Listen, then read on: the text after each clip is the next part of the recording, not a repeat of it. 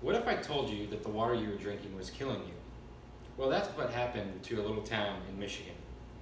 In the town of Flint, Michigan, they decided in 2014 that they wanted to cut costs and switch their water supply, leading to lead poisoning to many of the people in the city. First, I'm going to talk about kind of the background of Flint, then go into the water crisis, and then finally talk about some of the effects that happened to the population over this time. But first, I want to give just a little background on Flint. Flint is actually about 60 miles northwest of Detroit in eastern Michigan, nearby Lake Huron. It was founded in 1819 as a trading post, mostly for lumber at the time. Flint was from late 19th century to mid 20th century. Flint was the leading manufacturer of carriages and automobiles, which gave them the nickname of the Vehicle City, seen over this sign in their main street.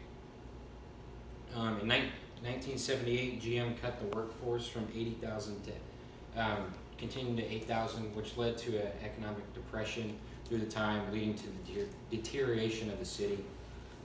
This was not the only crisis during that time. The main thing that recently happened was their water crisis. It began in 2014 when they cut their water supply, changed their water supply from Lake Huron to the Flint River, which was contaminated at the time from lead poisoning from GM and many other manufacturers dumping lead and a lot of other chemicals into the river. In 2015, Flint residents started to notice and began to complain of health issues. This is actually a water bottle taken from the tap of one of the residents' water faucets in 2015. In 2016, Obama decided to put a state of emergency and gave about $5 million in financial aid to help out the city.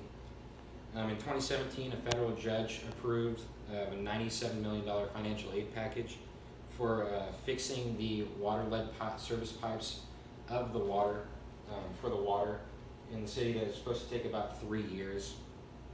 And then 2018, there's a few notable companies and people that donated quite a bit of money and water bottles to the city to try to help out with the problem. So kind of what are the effects of this on the city of Flint and the people? So first, about 6,000 to 12,000 children were exposed to lead during that time.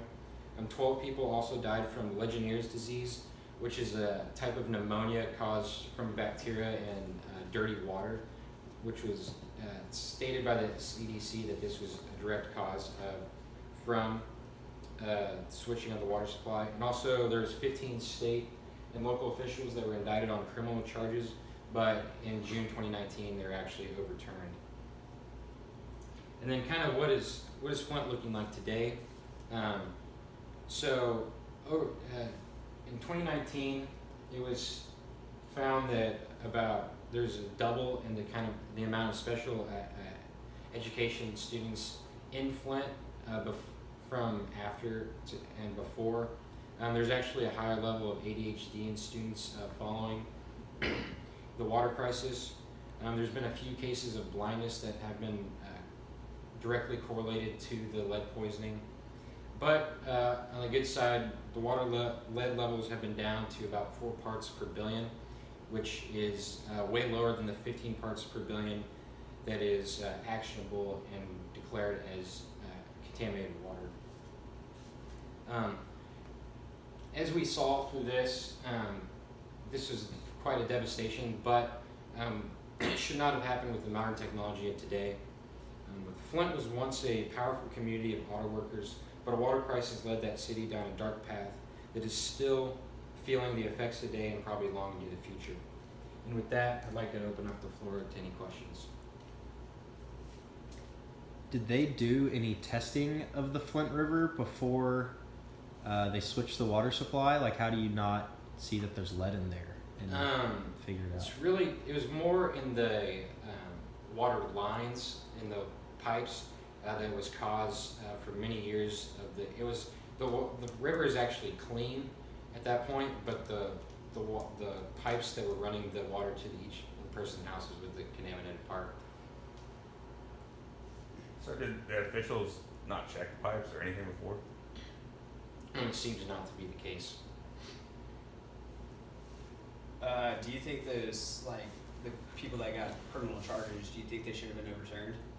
I do not think so. I think they should have continued to be charged and then end up serving a sentence.